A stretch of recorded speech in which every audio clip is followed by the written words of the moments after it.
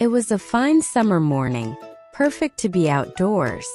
Two sisters had been out mushroom picking and were on their home with heavy baskets full of mushrooms. They sang songs on the way and played with each other.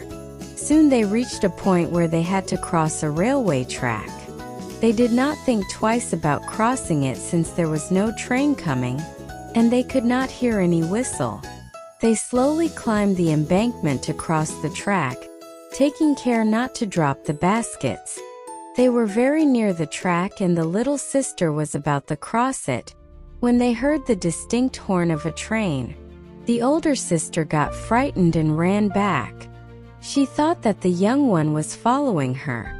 She turned back and was shocked to see her little sister still crossing the track.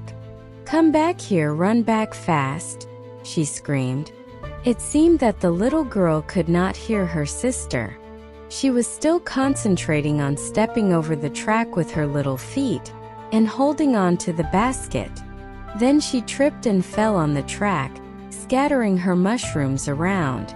She sat down and began picking them up and putting in her basket. In the meanwhile, the elder sister had become hysteric. She cried and screamed, calling her little sister to leave the mushrooms and run back, but it seemed as though the little one could not hear her. The engine driver panicked on seeing the girl and blew his whistle with all his might, but she appeared not to hear the whistle. Her sister was now crying loudly, overcome by panic, as the little sister crawled between the tracks on her hands and knees to pick the rest of the mushrooms. The engine driver was helpless as it was not possible for him to stop the engine suddenly. He blew the whistle as hard as he could, but the engine rolled over the little girl.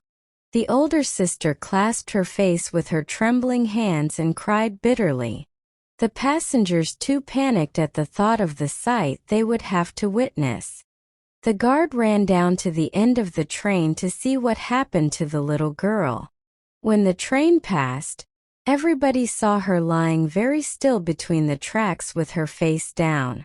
Then she raised her head, sprang to her knees and began gathering the remaining mushrooms.